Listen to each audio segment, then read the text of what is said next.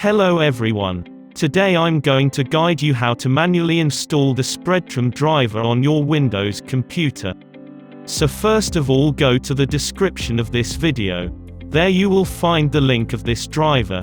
You have to download the driver first, then you have to extract it on your computer.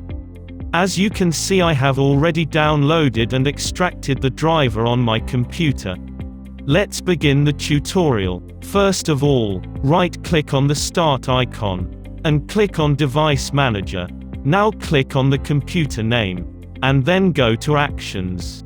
Then click on Add Legacy Hardware.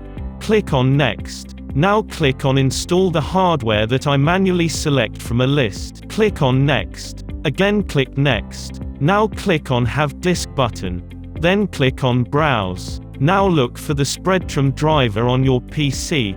I am on 64-bit, so I will install the 64-bit version. Click on Open. Then click on OK. Click Next. Again click on Next. Now drivers are installing. Click on the Finish button. So you can see drivers are installed successfully. Thank you for watching the video. If you liked it, give us a thumbs up. And do subscribe to our YouTube channel.